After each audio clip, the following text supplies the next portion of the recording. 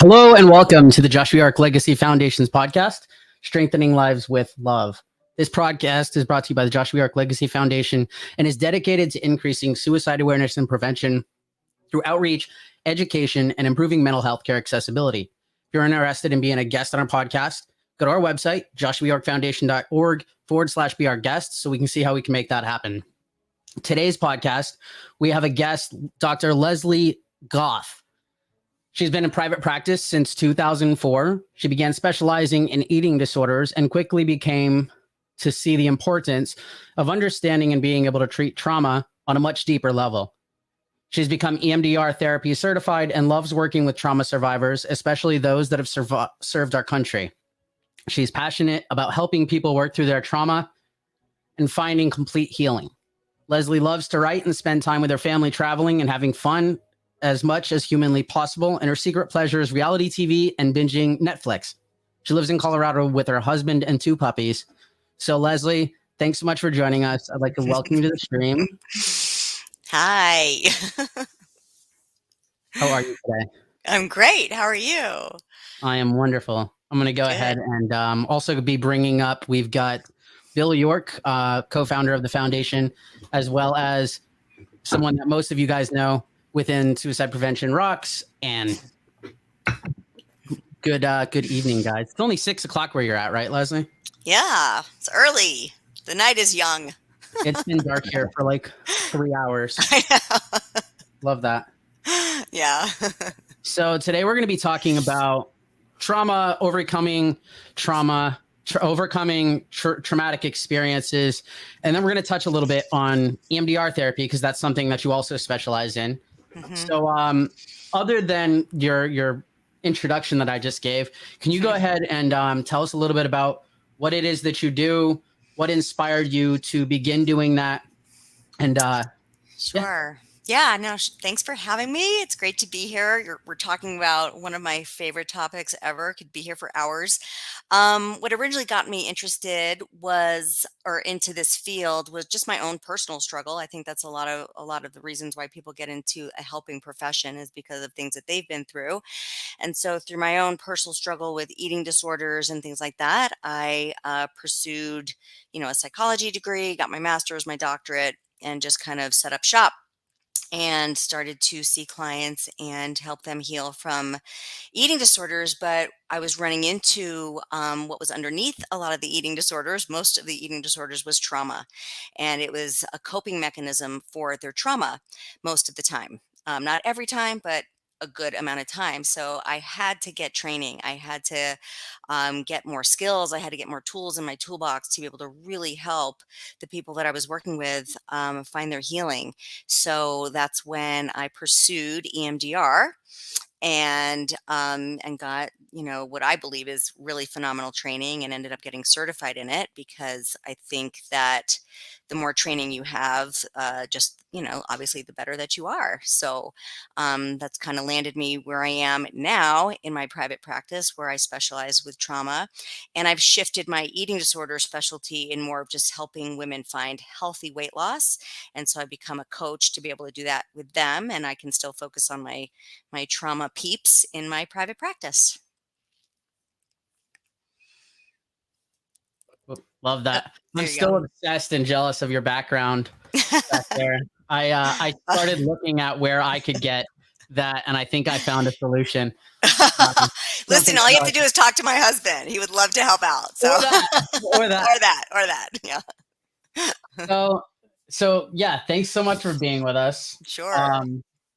So you, with trauma, you were talking about eating disorders, and then you kind of transitioned over as well to trauma specialist. Can you talk a little bit more about how that transition went, and like what prompted that transition from? Yeah, I mean, I just felt so like powerless to really be able to help my clients to the fullest. So what I was finding is I was able to bring clients only so far in their treatment, and they would be fine for a little while. They would quote unquote graduate counseling, but then they'd be back 6 months later or a year later or even 2 years later with the same exact issue. It wasn't like, a lot of times we will go through treatment and then we will need a tune up later, but it's a different it's a different layer of maybe a similar issue, but it's not the exact same issue. And so my clients were coming back to me with the exact same issues. And that's when I was like, okay, I'm missing something here. I need more tools. I need more in-depth understanding of what is going on underneath these unhealthy coping mechanisms and why they're so stuck. And it's ironic because when I was in graduate school, I was learning, EMDR had just come out and I'd read about it in one of my textbooks. I'm like, oh my gosh, this is ridiculous. Who would ever do EMDR? This is like, it's just, I just didn't believe in it. I didn't buy it. I thought it was ridiculous. So I just kind of poo-pooed it. And then, fast forward 20 years and I'm like, I need some training. And I looked into EMDR and I was looking at the research, and the research certainly supports it. And, so I decided to take, the training, and it's a very intensive training. And that's what completely transformed my practice. And a lot of it, is something that I didn't plan on it. And the people that were coming into my office, they all had such deep trauma. So whether it was depression, whether it was anxiety, whether it was an eating disorder, whether it was marriage issues, whatever it was, it just seemed like deep down underneath it was a lot of pain, and a lot of just behaving out of their pain. And a lot of the pain was from past traumas. So I had to get the tools. I had to have a way to help these people really find healing and stop with the band-aids. Just talk therapy is great. It's very effective.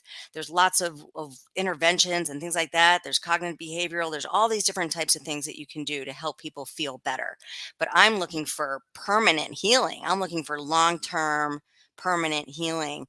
It doesn't mean you'll never have another issue again ever in your life, but I'm looking for, helping people process their trauma and get rid of it for real. I mean, would you say that everyone struggles with something Yes. traumatic? Yes. And it could be, it could be a child falling off their bike. And as an adult, we think, you know what, that's not a big deal. They're fine, little scraped knee. But to the child, it could be, now all of a sudden everything in their world is out of control. I mean, we just don't know how, people perceive their experiences, and Mhm. our brains are different. We have the basic, tool, the same setup in our brain, but the way we filter and process and store our memories can be very different. So, I feel like on some level, I would say 99% of the population has some type of a trauma. That's so sad. I know. I mean, I know that I do, and pretty much everyone else on this call does Sure. in some way or another. But yeah, I didn't think it was that widespread. So what would you say? I mean, you talk to a lot of people, you work with a lot of people. Hmm. What would you say, like, the top, like, 1 to 3, like, causes of trauma are? If you can. It could be having an alcoholic parent and being raised by an alcoholic parent. That's something that, then a child is living with every single day, trying to manage that and survive that. That's rough.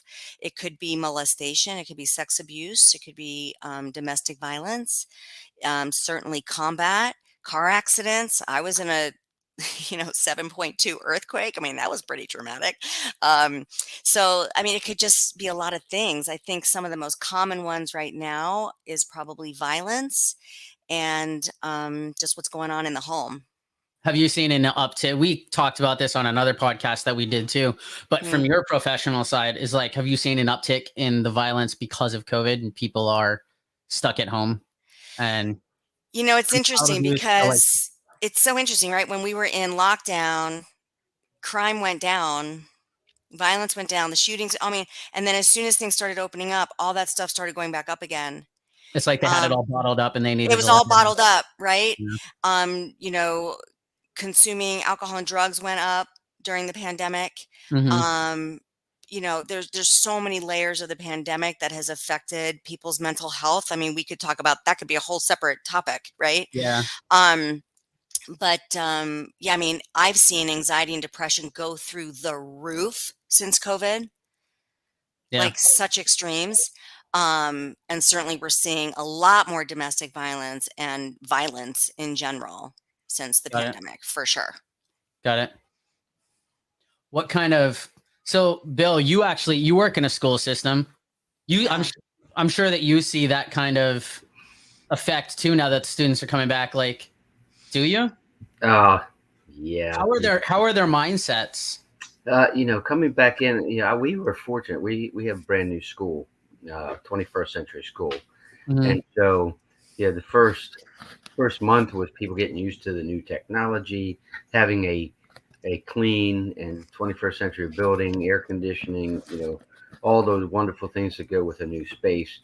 But as as the kids start reintegrating, what you start seeing is that tension that didn't have to exist because everybody was in their homes, and now they're back interacting, and there's that youthful competition for girlfriends and boyfriends, and just like hens in a chicken house, everybody's got to find their place.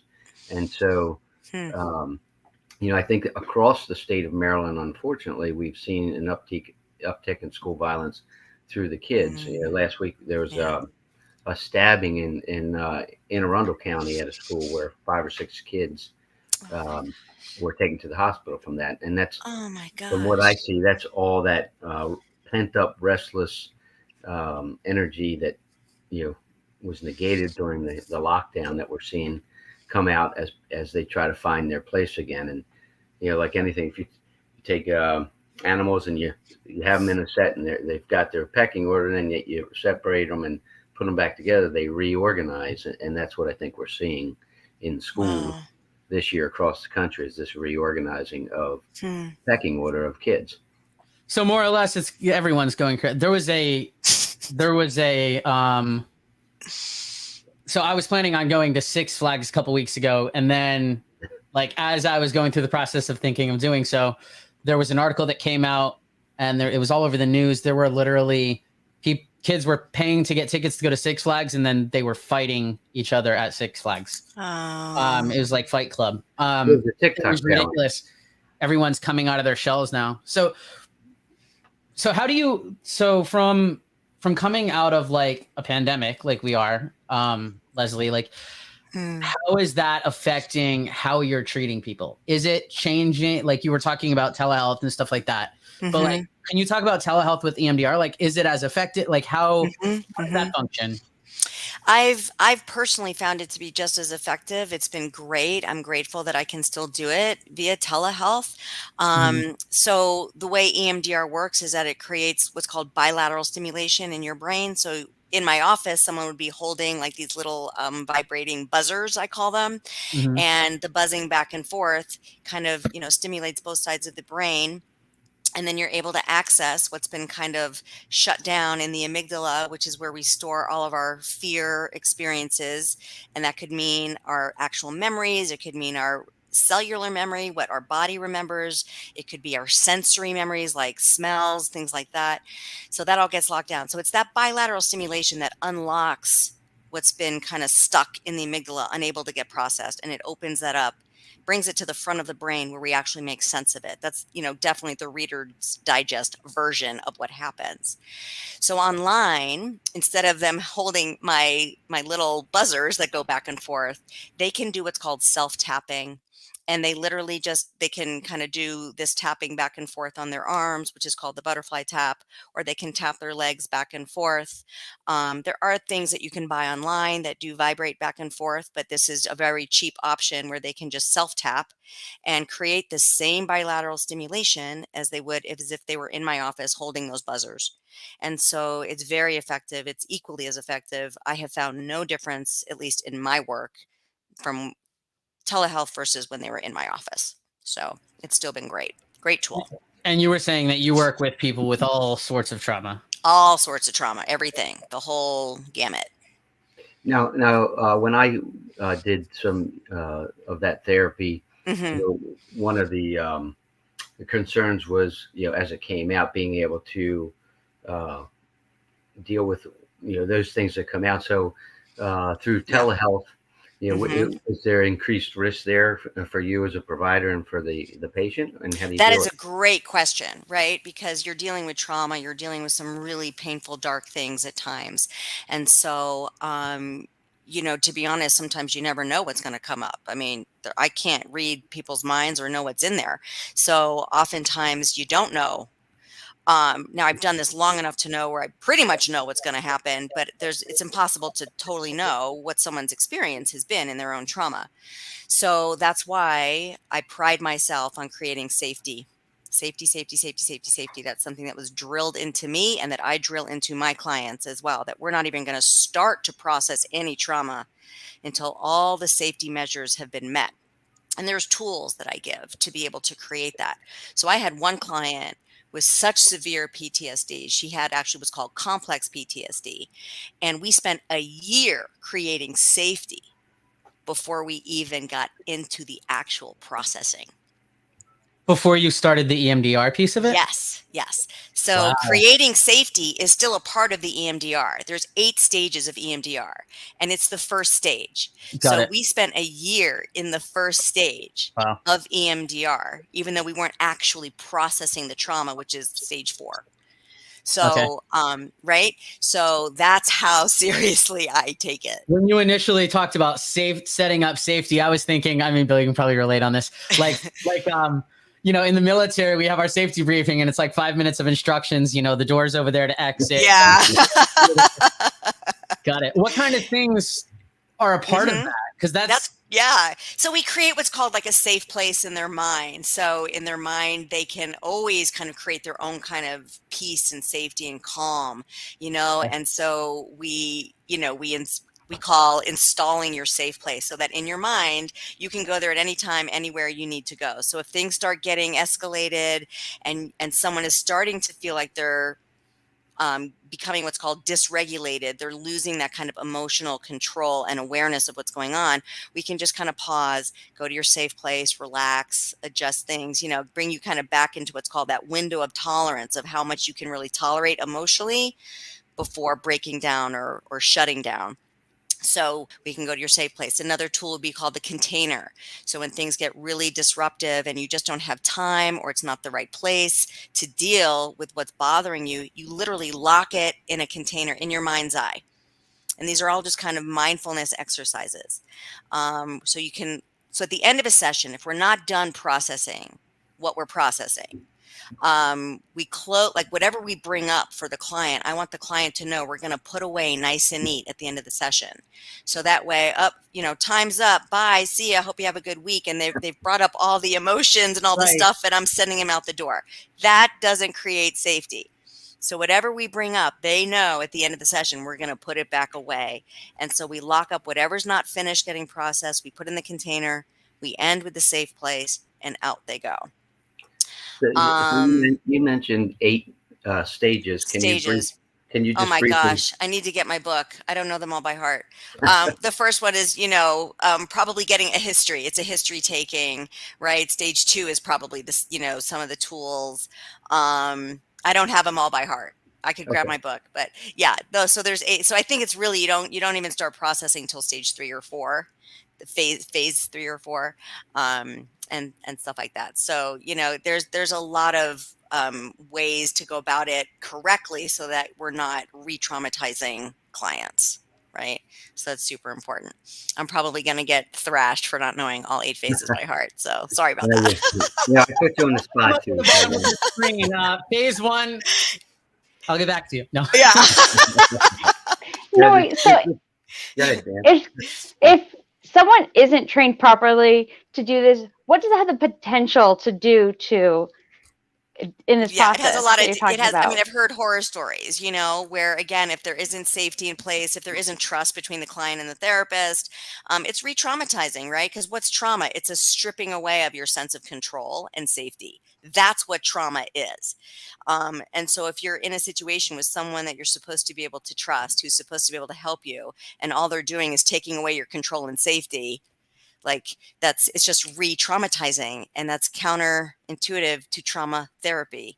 So I want to interrupt because I want you to say that definition again, because I've been through all counseling for over a decade, with PTSD and then the loss of my son. And Mm. that is the best simplistic definition that I've ever heard. What did I say? You said the stripping away of Oh, safety control and and stuff. Yeah. safety. Yeah, right? I mean, isn't that what it is? It's just a complete, like, the rug is literally ripped out from under you. You have no control. It's completely unsafe. And that's what it is. And I think, That's what it is. part of understanding a person, understanding their own trauma is, I think, Yeah. understanding why they feel that way. And that definition really is succinct and Yes. gives you a very safe starting point. You talk about safety. That's a safe starting point, is understanding, hey, the way I Yeah. feel this way is because I've lost that sense of security. Yeah. And as humans, I think we're all like, we joke about people being control freaks, right? But what I say is we're all control freaks. It's just to what extreme? It's just to what extreme? Some people more, some people less. But every human on this planet needs to have a sense of control Yeah. and power and definitely safety. Yeah. And that's what I see a lot in today's youth, is because hmm not only the normal traumas you see at home, especially in economically disadvantaged areas. You have Right. single parents, you have no parents, you got grandparents raising the grandchildren, all these other, the crime on the streets, Yeah. loss of siblings, and all these things just compile one after the other. Oh, yeah. And no one's really paying attention to that. I don't see in our society. It's really interesting. In our school, we're starting to do mindfulness as a basically a corporate-wide Oh function my every day. gosh, I love that. Yeah, and so to hear you use that terminology really sort of reinforces to me what Yeah. we're being asked to do as teachers, Yeah. in our schools. One of the very popular treatments for trauma is somatic therapy, right? And so what that is just kind of creating that awareness with your mind and your body, because again, in trauma, there's we have to shut down to survive whatever our trauma is. We have survival mechanisms that are just God given to us.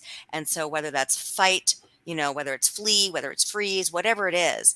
And so reconnecting the parts of our mind and our body so that we have that awareness and we can stay what's called present, to know what's happening in the present moment versus what's happened in our past, is a huge part of healing from trauma. And again, what I love about EMDR is I feel like it incorporates so much of the work that's done in somatic therapy. Because when you're treating trauma, you can't just get rid of a memory. You can't just process the memory. You have to let your body process it too. And that's what EMDR does. So you're saying that trauma is more than just a mental Correct. thing? It It's a is physical. mental and physical, big time. How is trauma physical? So our cells, like, literally can Oh. have memory, right? Think about athletes that have what's called muscle memory, right? Or you just kind of, how to drive, right? I mean, like, you probably drive the same way to the grocery store every single time you go there. Yep. That's your muscle memory. And so you don't even have to be aware of it. Your body is just doing it. And so when we have trauma, our bodies will hold on to the experience. Even if cognitively we get it, we understand, oh, I'm safe, I'm fine, I'm good. This is like, I don't know why I'm feeling so anxious all the time. Well, that's because the body is still not feeling safe or in control. The mind knows it, but the body does not. Got it. So that would explain like the stomach cramp stuff or the Yes. yeah. Yes. The So I- somatic symptoms that we get from trauma, headaches, stomach, IBS, like all the stuff. Got Yes. it. Yes. So, one of the things that I found in my own therapy was understanding that there is a process and an end to it, or some goal that you're going to meet that's going to decrease the negative effects that you're having. And, I think a lot of people that I talk to, especially the youth, because they don't have exposure to people like you, who have been trained and have knowledge and experience, are afraid to talk to people. And I think that's always a barrier for youth, is getting that connection with any counselor. Yeah. So if, and I'm going to put you on the spot again, maybe, but if you were talking to a 15, 16, 17, 18, 19, 20-year old, Yeah. what would you say to them to maybe encourage them to have that door open enough to get their foot in to start feeling comfortable? Well, depending upon the kid and what I pick up from them and their energy and stuff, I would basically just want to say, look, whatever it is that they're going through, like their pain, we can see, like I can see it, whether they're talking about it or not. Like I can see it, I can feel it, and it's legit. It's legit. Whatever it Confirmation. is, it's legit. Yes. Yeah. And so it's okay to not have to figure it out all on your own. And it's okay to find someone that's going to help you figure it out. We're not meant to figure shit out on our own. Can I say that? I'm so sorry. No, you're Yeah, good. you say here. Myself and Bill are both military veterans. He was in the Air Force. That's a little bit softer. Well, Josh knows I cuss all the time. So I was like trying to be a good girl. Like, look at my little shirt, my collar. Like, I'm trying to be a good girl. But it slipped out. It got out. Oh, you're good. That just means you're real and connectable, and that's really. But I talk kids, like I love working with teenagers. To answer more of your question, and I talk their language, right? I mean, like I get it. I feel like in so many ways I'm still a teenager, and so I remember what it was like to be a teenager. I think a lot of adults forget that, and I mean, I just try to talk their language and get into the pain because that's what's real. Yeah, and it sounds like one of the things that we talk about is connecting with people first. As it pertains to suicide prevention, we always say connect, recognize, and act. Connect with them emotionally. Love that. Recognize the signs. Yes. And potential signs, and then have the courage to act on them, definitely, regardless of the ultimate outcome, because you're potentially saving a life. And that's what you're talking about. It sounds like to me, connecting with the people. Oh yeah. On a very personal, intimate basis, to get them to trust you. Well, and that comes with also like sharing stuff about yourself too. It's like, I don't have to have it all together. I don't have it all together. I don't pretend to have it all together. And so when I do work with teenagers, I'll talk a lot about my own crap. So they know I'm not like looking down on them or anything. Right. Yeah. I feel like that's the biggest, at least for me, when I go to therapy, because I've started over with a new therapist a few times, and just getting past that initial break of like, all right, I'm comfortable with the person. Now we can actually start doing work. Right. Yeah. Right. And for some people that trust can be built right away. And for others, it can take a very long time. And either way, that's okay. And it's a good transition point, Josh. He tells me that you do a lot of specialization with veterans.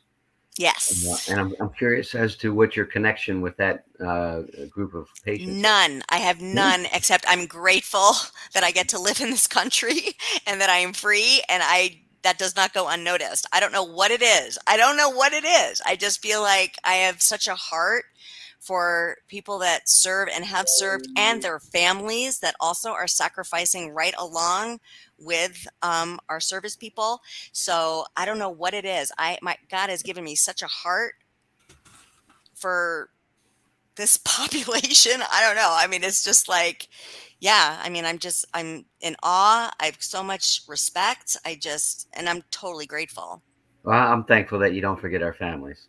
Yeah. And all focused on the veteran, and no, really, the families make a huge sacrifice as well. Mm-hmm. Absolutely. So yeah. I mean, it's just, I don't know why it's there in my heart. It just is. Love that. Yeah. So I just go with it.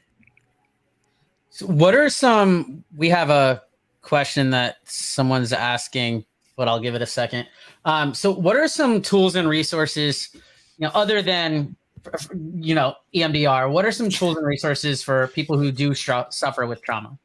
So, I mean, I think, there's so many, but I think, getting into some mindfulness work, whether that's on your own, just by downloading an app on your phone and starting to develop some tools and skills about how just to be aware of what's going on in your own body and in your own mind without judging, without being critical of yourself. I work with so many people that get mad at themselves if they feel anxiety. And I was like, no, like your feelings are just indicators. They're just telling you something's going on. Let's just explore it versus getting mad at yourself for actually having a feeling. So that's, maybe just one thing that's easy you can do on your own. Just develop some mindfulness just to be aware that there is stuff going on in your mind and your body, and it is legitimate. Right. Looking into therapy, whether it's talk therapy, EMDR, somatic, finding that trusted person. It could be a clergy member. It could be someone that you trust in your church or in whatever kind of spiritual life that you have.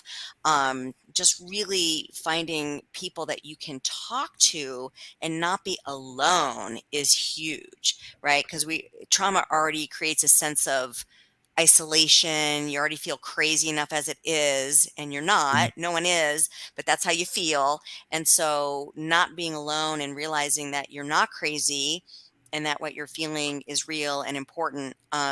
It's important to just have, whether it's a friend, a professional, or someone spiritual that you trust. I just think it's so important to have people in your life that you can talk to, and it's okay to not be okay. I know that's like the phrase these days, but it really is okay not to be okay. So it sounds like step one is get validation Yeah. so that you're comfortable talking.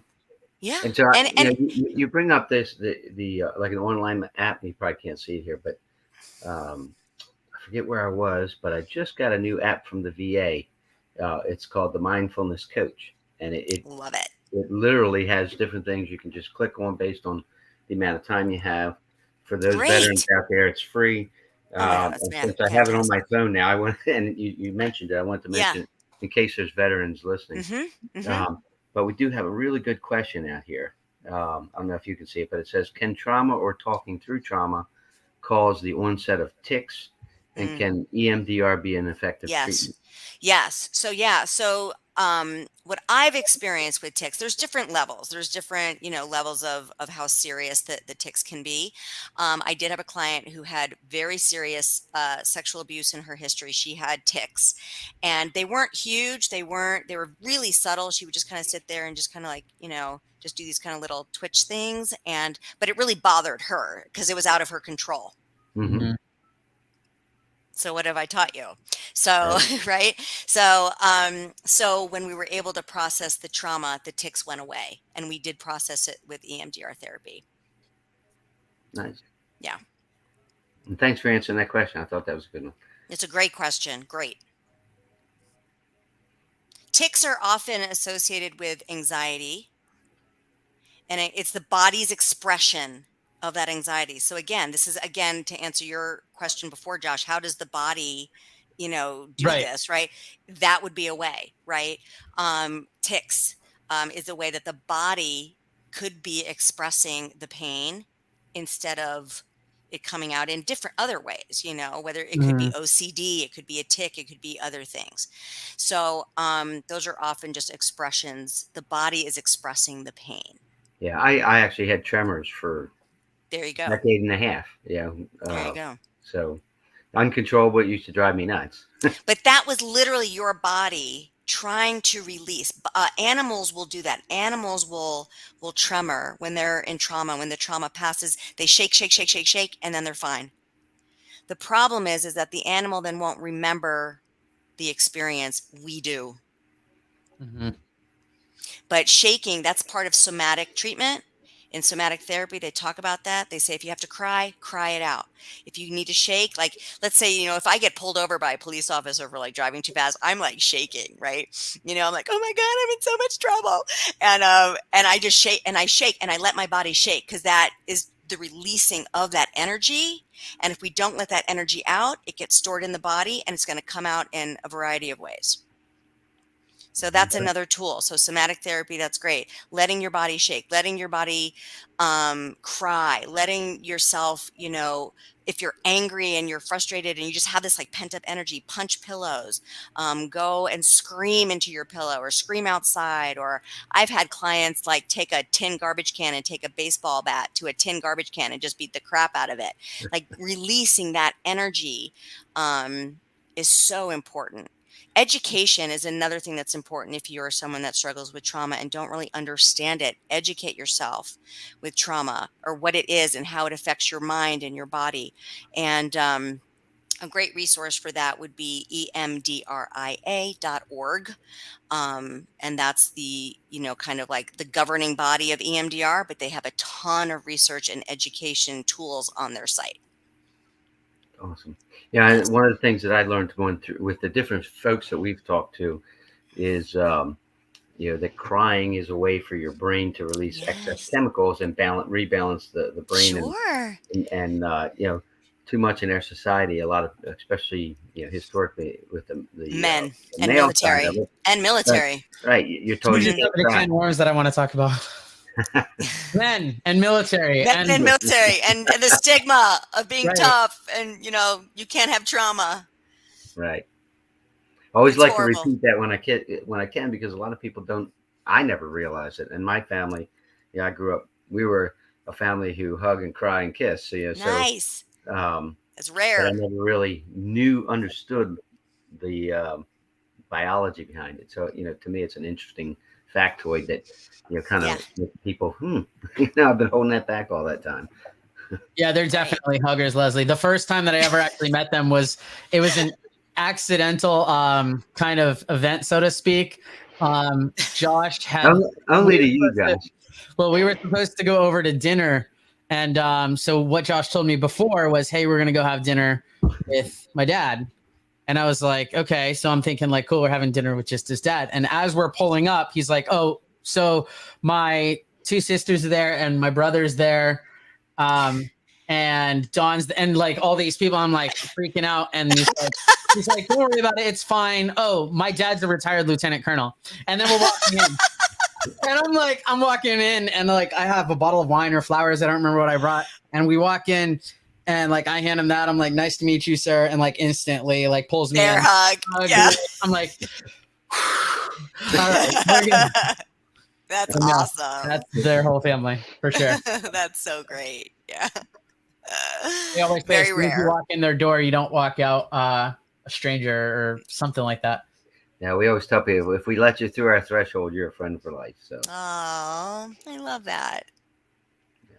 So we're talking about all this different trauma, talking about the military thing, and like, oh, like man up, you don't have trauma, whatever. So with that aside of like the being told not to have it, why is there this like premise that like some people have trauma and others don't? Or is it how they deal with it? It's all of it. I mean, like, you could have two kids in the same family, with the same kind of dynamic in the family, and one child will have trauma, the other child doesn't. It's, again, how that child is perceiving their environment, their safety, their level of control, right? So that's a big piece of it. A lot of times especially with people in the military, they're already going into their service with trauma.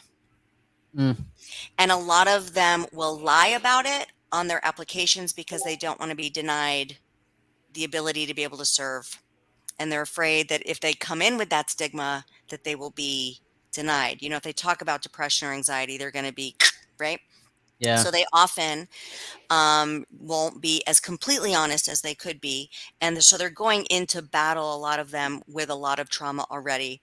So their brains are already what I would call fragile, right? And susceptible.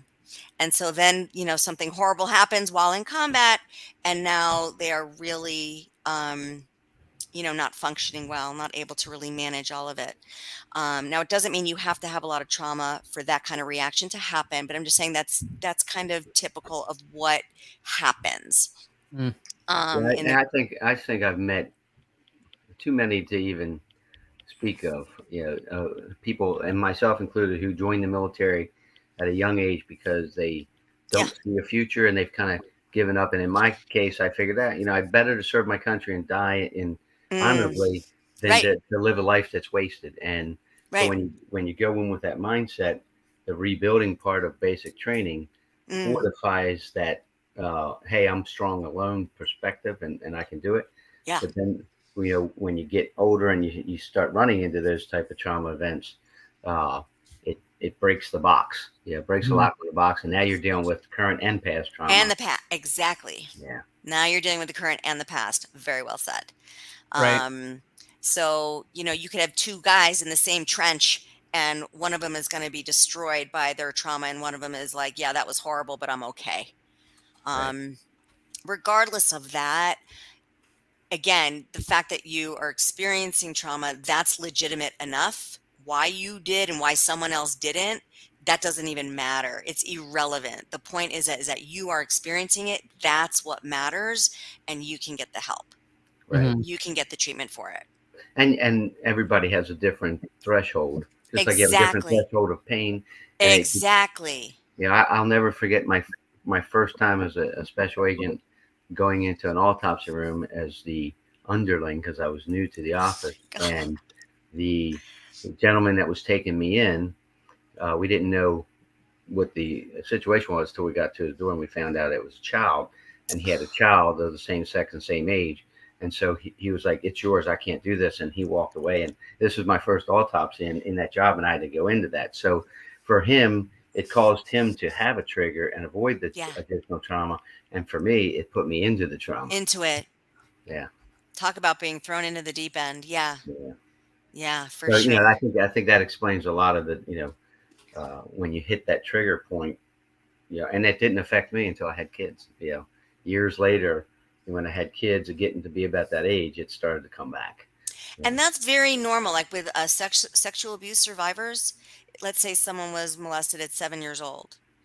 They don't even maybe have any recollection or memory of it until they have a child who is now 7 years old. And all of a sudden they are flooded and they're like, what is going on? Why am I thinking, feeling what, and then there it is. So that's also very, very normal.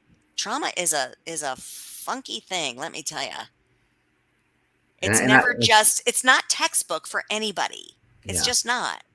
And I think it's wonderful to hear a professional speak in those terms and describe it in that way, because, all the research that we've done, 1 in 3 Americans are going to have some kind of emotional issue, whether it be finances or loss of a loved one or relationship, whatever.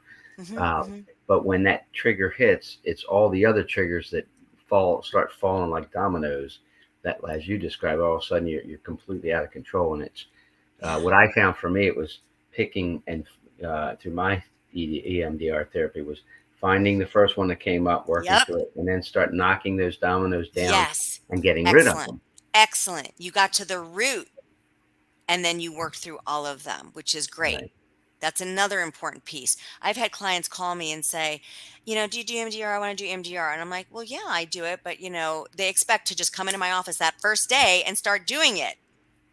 It's like, no, it's not just what you think is what's causing you all this pain. There's a lot of stuff underneath it. We got to get to the root of the issue, and then we'll deal with what you're coming in for. But there's a lot of stuff underneath it usually. Right. I'm not gonna lie, whenever you first started telling me about EMDR, that's where I thought it was, is like you go in, you talk about your feelings for a couple minutes, and then you give me some lights, and and then I'm good. You're good to go. Yeah. High five. How'd you go? If it was that easy, we'd just send you to a dance club. Yeah. Right. Exactly. And it's funny because you bring up the dance club. Dancing is a great tool. Any kind of exercise is a great tool. Walking is a great tool. Walking creates bilateral stimulation, just like, tapping yourself. And that's how EMDR was created. Francine Shapiro was studying at Naropa in Boulder, and she was upset about something one day, and she went for a walk. And as she was walking, she started to feel better. And she thinks to herself, because she's a genius, why do I feel better? Oh, when I was walking, my eyes are moving back and forth. There must be something to that. And she started to study eye movement and processing what she was upset about. It was desensitizing what she was upset about as her eyes were going back and forth. And thus EMD was created first, eye movement desensitization. But then the R for reprocessing your trauma was an important piece to kind of make the package complete. Now that's a fascinating history I've never heard. Yeah, good. So Yeah. going for a walk when you're upset, when you're feeling, triggered, go for a walk. It calms down the nervous system and it desensitizes what you're upset about. Doesn't make it go away, but it just really helps calm everything back down. So there's an actual scientific reason behind, like, a lot of people say, like, oh, I'm stressed, like I need to get out of here and I'm going to go for a run. Like Yeah. that literally has a scientific. It really affects the brain in a very positive way. Yeah. I thought it was just, it makes me feel good because I'm getting out and I'm running. Huh. And it does, Oh, but yeah. it is literally creating bilateral stimulation. Swimming, walking, running, anything where you're using both sides of your body like that. Yeah. That's interesting. Yep. And you're getting the additional oxygen because you're, increasing your heart rate. Right. Nice. Isn't it great? All right, time to start running and walking again. Going back to, the military and the men, my dream would be, for the military to be more proactive about destigmatizing trauma and that it's okay to have it and there's no shame in having it and that, that they can get help. And then once they get help, yes, you can, or you don't have to go back into duty. But there's still so much shame attached to having the trauma. And that's the piece that really has to be erased. Yeah. That reminds me, the trigger for me to go get therapy was I was sitting in a staff meeting surrounded by everyone from my general all the way down to other full bird colonels, lieutenant colonels, a couple majors, and myself was a captain at the time. And we had a VA rep come in from the local outpatient center, and he was going through, we had just had a bunch of people come back from overseas, and he was going through the signs of PTSD so that we could help identify those within our organizations who might be troubled. And after the meeting, he was getting ready to leave. I chased him down the hallway into the stairwell and said, I need your pen. I need to call you. And he says, I know. I was sitting close to the front. The general was in back. He said, you didn't see it, but from my angle, every person in that room needs therapy. They all have PTSD. And it was one of the watershed moments for me. And I actually started watching for people throughout my unit. And if I saw somebody acting funny, I'd go approach them and tell them about the outpatient centers because it's so helpful for me. But, in comparison, when I went into the military and was deployed to the first Gulf War, I came back on a moment's notice, was told to get on a plane, flew straight through, jumping planes all the way back to the States, and was released right back into my unit with 2 days of time off. And then I was right back into my job. Nobody ever talked about PTSD. At least now when I come back, they're at least talking about it, even though the stigma still remains. Yeah. Well, it's going in the right direction. It's just uber slow. And it's like, come on, people, let's do this, right? Yeah. So, Leslie, you continued throughout this whole conversation to mention two things that I've noticed. Okay. And that is that patients have control and that they have safety. Yes. And those seem to be two key things that you've mentioned. Are there any other important keys that you can suggest for us to have and remember as we move on with the process of healing and moving with this process? Yeah, I mean, I think having as many resources as possible is what's important. So whether that's, again, you're having a strong spiritual connection and a community there, having friends, having ways to take care of yourself, whether that's through, meditation, yoga, exercise, going for walks, what's your self-care regimen? I am like a self-care fanatic and I'm constantly preaching the importance of that.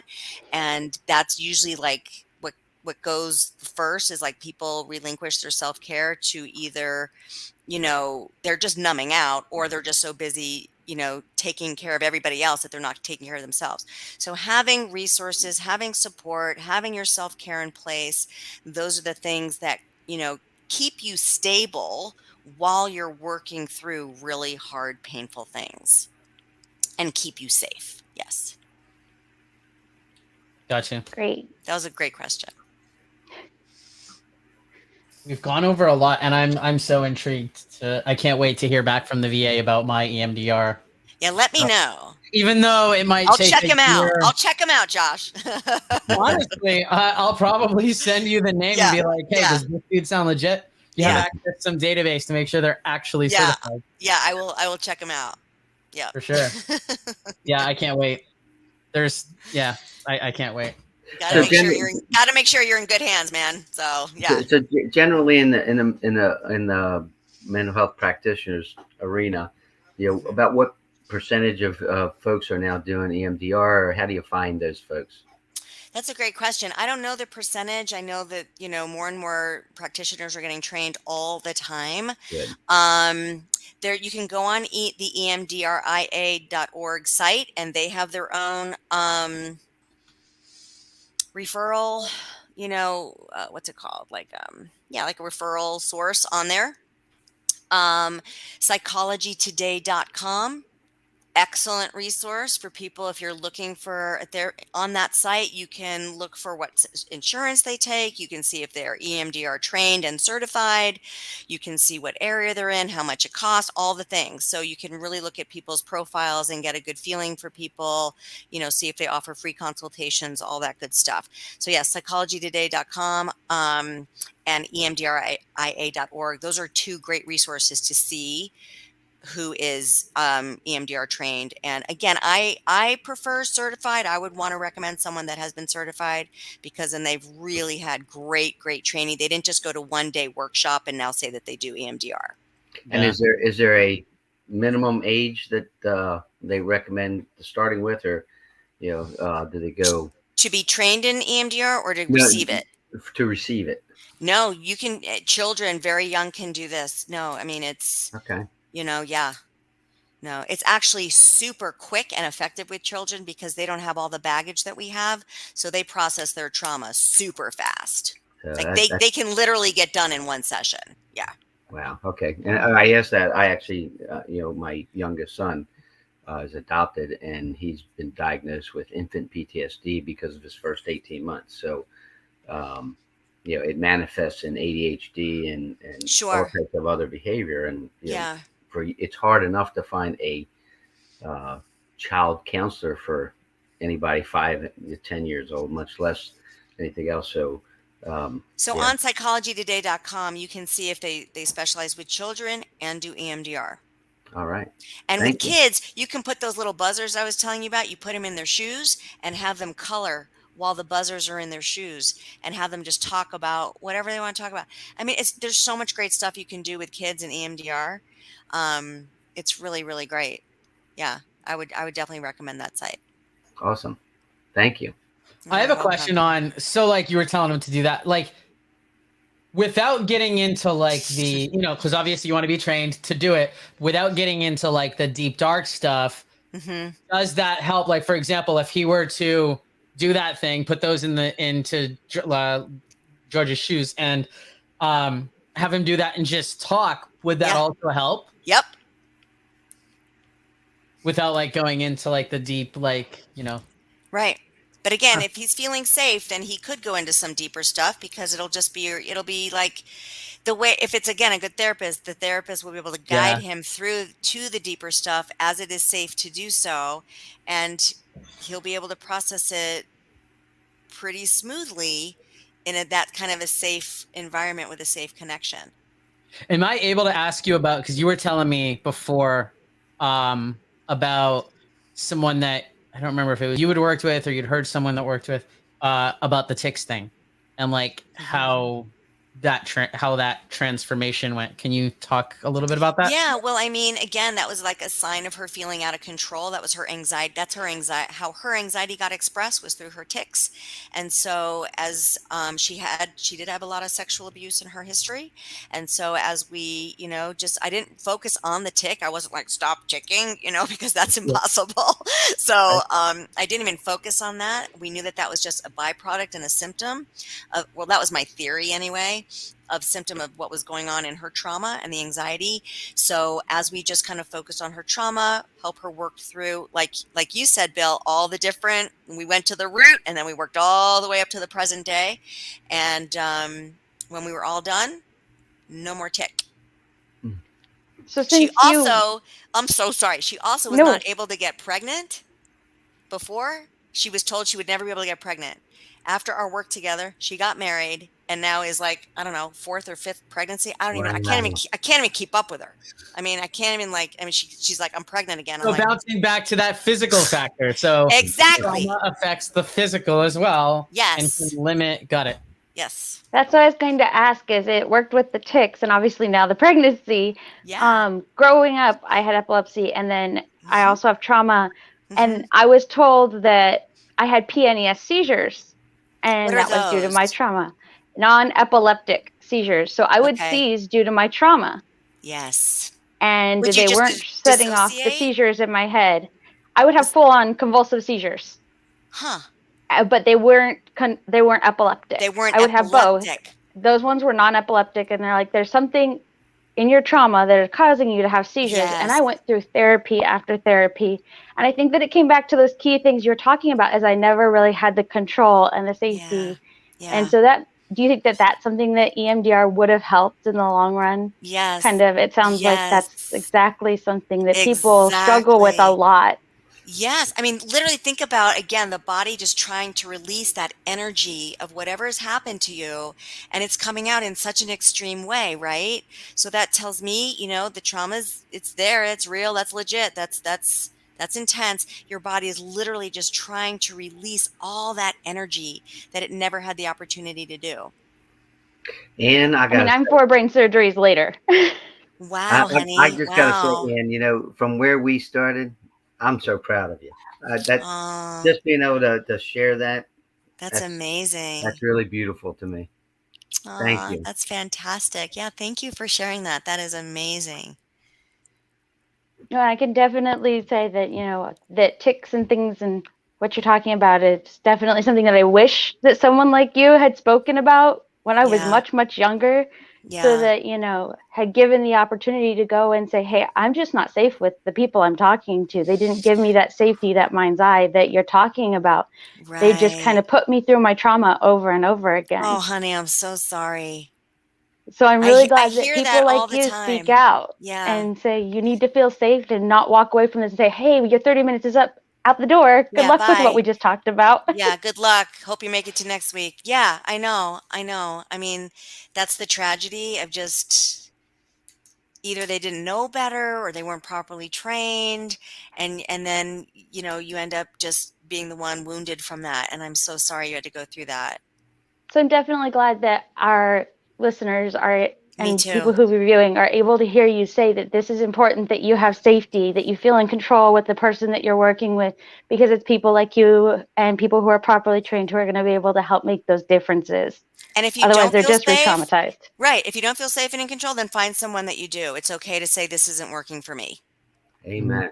And I think thank you so much. Know that it's okay to say that in the middle of the session. Absolutely. I've been in therapy sessions where it's like, reacquainting with a new therapist or I always mix it up. Psychiatrist, psychologist. I don't know. Psychologist probably. Yeah. And it's like, they essentially just sat there and they were like, tell me your life story. Tell me everything that you're here for. And I'm like, where do I begin? And then I'm deep into it and I've been the only one talking. And then 45 minutes, they're like, all right, do you feel any better? All right, I'll see you next week. And I'm like, so I feel like it's creating that safety / safe exit strategy, so to speak, like you were talking about, Leslie, from the get-go with any type of therapy when you're reliving something, to know like how to shut it down, how to like wrap it up. And Yes. That's actually one of the things I warned, and I warned Josh about this too when he went. But veterans that are applying for PTSD, VA disability benefits, the way the process is set up, at least what I went through, and I think Josh went through something similar, is you go in, you make the claim, they refer you to a psychologist. You go to a psychologist, one thing, that's exactly what they ask you to do, and then you walk out and they make the determination. And I told Josh before he ever went and talked to the VA in that realm is, look, if you're going to do this, you're going to have to be prepared. Prepare yourself to have a really crappy day, because what happened to me is I walked out of that office and couldn't drive for almost an hour See? Oh my to get God. home. And so, unfortunately, it's that that process is not an easy one to actually obtain those benefits, and it puts people at risk. But to come back to Ann's point, I mean, I'm 55 years old, and so when I was a kid, they didn't have people like you yet. Your field has come so far. It really in the last 30 has. years. It really has. Yeah. It's nice to finally see that. We always talk about if we could do anything, what would we change? And the thing we would change is the mental health system. Yeah. Absolutely. How it acts. We still have a long way to go. Oh, absolutely. Oh, yeah. Absolutely. From accessibility to just straight up knowledge. Like the only other time that I'd heard of EMDR, other than when you and I talked about it, Leslie, was when Bill was telling me, and it was very vague from what I remembered, but something about he did it or he talked about it or something. Like I didn't even know it was a thing. And then you started telling me about it, and I had goosebumps all over my entire body because I'm just like, wow, that sounds insanely powerful. It is insanely powerful. I've seen miraculous healing, I have to tell you. I mean, it's what, like, I'm so grateful and privileged to get to do the work that I get to do, because the healing it's real, and it's lasting, and I mean, I always have the mindset of people do not have to suffer unnecessarily. Like there's already enough suffering. And if there's a way to minimize it, manage it, and get out of it, why not? So to see that the suffering can really go away, and people can walk away feeling not only not traumatized, but actually good about themselves, that's huge. Mm-hmm. And I really appreciate that you're open about it. So I feel like so many in the mental health field are just so hush hush, like you have to pay for the secrets to get better. And here you've been so open with here are the keys to get better. I wish we could have another hour. I mean, there's so much more that I could say to like inspire people to do this work, Maybe we'll talk about that another time. But like, maybe we can talk about part two here. Part two, right? I think people should have access to this absolutely as much as possible. Well, we certainly thank you for taking your time to be with us. Absolutely, it's a pleasure. It's my privilege. It's been a really good conversation, and I think it'll benefit a lot of people, which is why we do the podcast. So thank you. Thank you. And thank you for your service and for you being here. No, I mean, I appreciate the opportunity to talk about it and get more of the truth out there, and hopefully encourage people, and to feel hopeful, right? That's what I want, is like for people to feel hopeful that they can get help and really honestly feel better. So have the life that they deserve. Yep. Yeah. So I'll just pop it up onto the screen one more time, because that's the big takeaway is there's this amazing. Oh, it's EMDRIA, Josh. Oh, let me fix that. Yeah. Thanks for correcting that. Yeah. Oh, Emdr.org. Yes. So Emdr.org to find out more about EMDR in general, as well as find a practitioner. What type of insurance do they take? Where can you go? All that cool stuff. Because it's an amazing form of therapy, as we've clearly learned. And like I said, I'm already in talks with the VA to do it myself, because I think it's phenomenal. Good. So yeah, thanks so much again for coming on. If people want to connect with you, go ahead and tell people how they can connect with you, how they can find you. Sure. And all that. I'm on Facebook. It's actually Leslie Goth Coaching on Facebook. And let's see, my email is leslie@lesliegothcoaching.com. So there's that. Yep, there you go. Yeah, those are probably the easiest ways to get in touch with me if you have more questions and just want to get more information. I'll always give as many resources as I possibly can. I'm not taking new clients right now. I'm so sorry, but definitely, if you want to ask questions or just want to talk more about EMDR or just be led in the right direction, I'm more than happy to do that. Awesome. Well, Leslie, again, thanks so much. And for those of you that are watching, whether you're listening to the replay of this as the podcast, watching it on YouTube right now, or in the Facebook group, thanks so much for being with us. Again, this is the Strengthening Lives with Love podcast brought to you by the Joshua York Legacy Foundation. We are dedicated to increasing suicide awareness and prevention through outreach, education, and improving mental health care accessibility.